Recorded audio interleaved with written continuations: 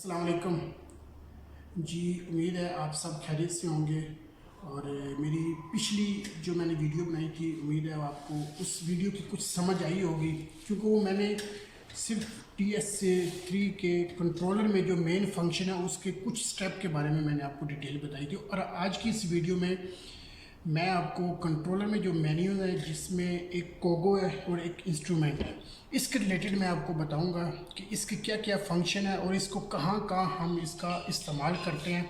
और इंशाल्लाह मुझे उम्मीद है कि आपको इस वीडियो के बारे में भी बहुत समझ आएगी। और चलते हैं वीडियो की तरफ। अच्छा, ये मैं अभी TS3 कंट्रोलर के मेन स्क्रीन पे आ चुका हूँ। इस वक्त आज के हमारा जो मेन्यू है वो है कोगो।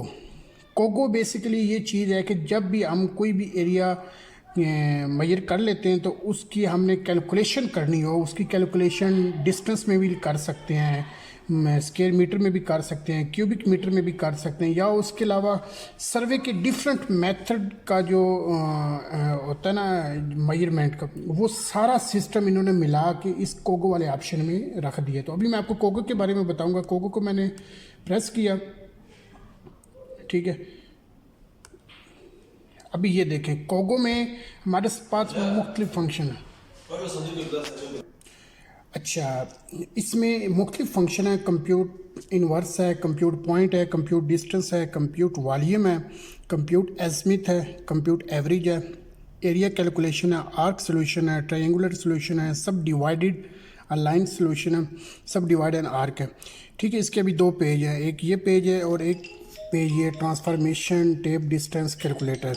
खैर, अभी हम आपको वन बाय वन इसके फंक्शन के बता रहे हैं।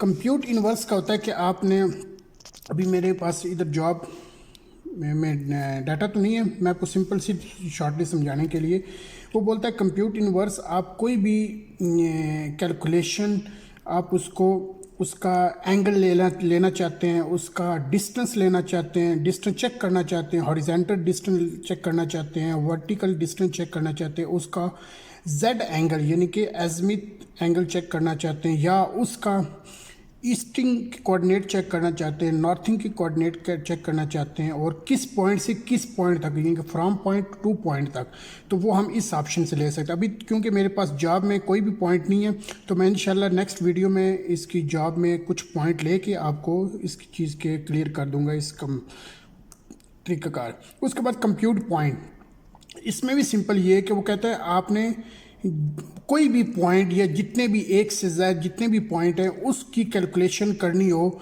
मुख्तलिफ तरीक़ाकार में। ठीक है, यानी कि इधर वो पॉइंट नेम आएगा, जिस पॉइंट जो भी आपने पॉइंट नाम दिया होगा, और इधर आपने कोई भी कोड दिया होगा जो भी आप पॉइंट ले रहे हैं। उसके बाद वो मेथड बता रहा है, मेथड में अभी वो बोल रहा है कि बेयरिंग एट डिस्टेंस से भी आप कंप्यूट कर सकते हैं। उसके अलावा टर्न एंगल से भी, टर्न एंगल और डिस्टेंस से भी आप कर सकते हैं। ब्रिंग डिस्टेंस इंटरसेक्ट से भी कर सकते हैं, ब्रिंग इंटरसेक्ट से भी कर सकते हैं, डिस्टेंस इंटरसेक्ट से भी कर सकते हैं। इसी तरह ये दो तीन ऑप्शन है। खैर, अभी ये बता रहा है स्टार्ट पॉइंट, यानी कि आपने जो भी पॉइंट की कैलकुलेशन करनी है उसका स्टार्टिंग पॉइंट जो है ना वो आपने इधर लिखना होता है। एजमिथ ओरिजिन, कि आप किस ओरिजिन पे अपनी कैलकुलेशन करना चाहते हैं। इसी तरह एजमिथ ग्रिथ ये चीज़ है। और इसका ये दूसरा पेज है, इसमें भी ये एंगल के बारे में पूछता है। खैर, उसके बाद हमारे पास एक कंप्यूट डिस्टेंस है। वो कहता है कि आपके पास जो भी पॉइंट है आप उसका डिस्टेंस लेना चाहते हैं, बिटवीन टू पॉइंट भी लेना चाहते हैं, वो भी ले लेगा, बिटवीन पॉइंट एंड लाइन, यानी कि एक पॉइंट से लाइन में आप उसका डिस्टेंस लेना चाहते हैं तब भी वो बता देगा। अगर किसी एक लाइन में दो पॉइंट का भी वो बता देगा। और बिटवीन पॉइंट एंड आर, यानी कि एक पॉइंट से किसी भी आर के पॉइंट में भी वो आपका डिस्टेंस ले के बता सकेगा। ठीक है, इसमें वो फ्रॉम पॉइंट यानी किस पॉइंट से स्टार्ट हो रहा है और टू पॉइंट किस पॉइंट पे एंड हो रहा है। जब ये हम चीज़ें दोनों इंटर करेंगे तब वो हमारा डिस्टेंस बता। ये भी आपको मैं नेक्स्ट डिटेल वीडियो में इसके बारे में मज़ीद बताऊंगा। अच्छा, कंप्यूट वॉल्यूम में भी यही सिंपल चीज़ है कि आप किसी भी तीन वैल्यूज़ को, यानी कि वॉल्यूम हमेशा 3 वैल्यूज से बनता है।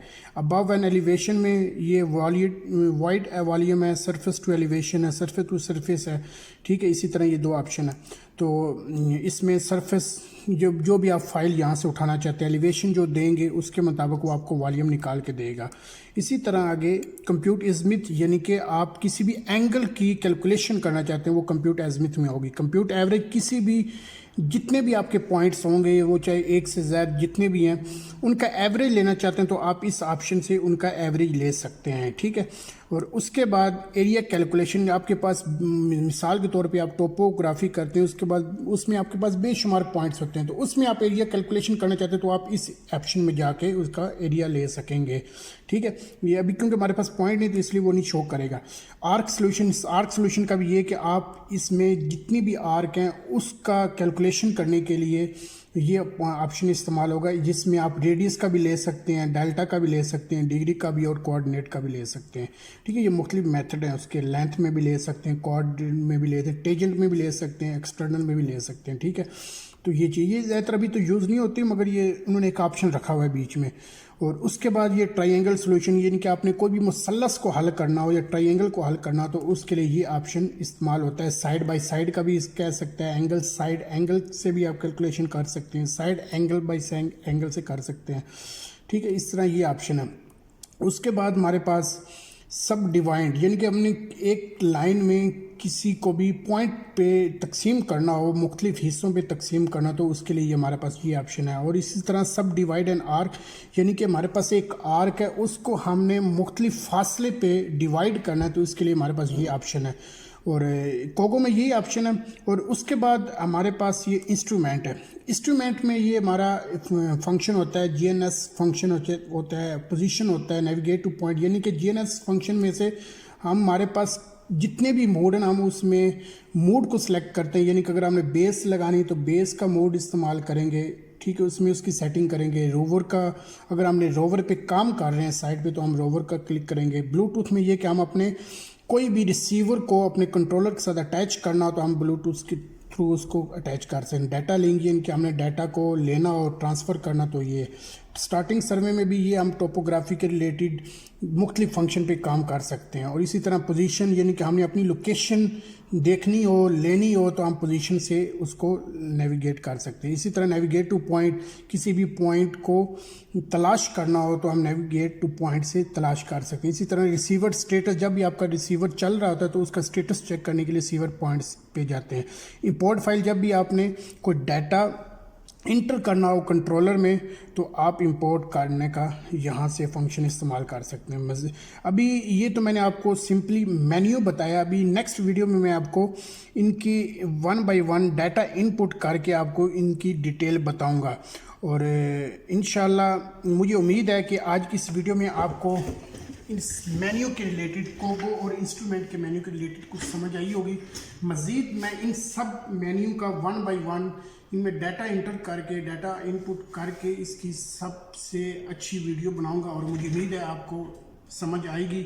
और इसके लिए अभी वीडियो लंबी हो जाएगी तो इसलिए मैं नेक्स्ट वीडियो में इसके 1 बाय 1 मेन्यू का फंक्शन आपको बताऊंगा। तो इस आज के लिए इतनी इजाज़त है।